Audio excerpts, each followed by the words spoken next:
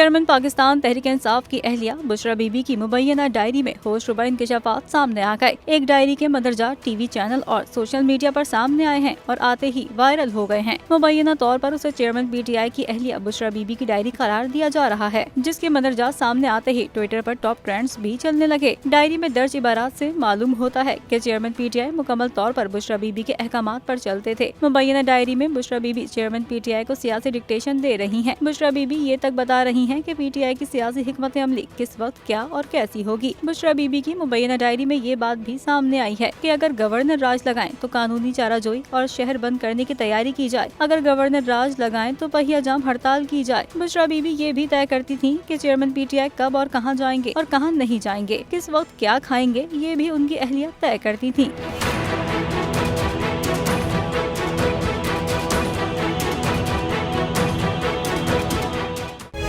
तारीख का अमीर,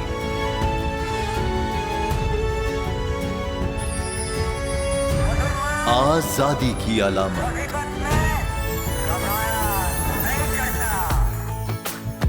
हुस्न का आईनादार, फिक्रो नजरिए की अक्कास,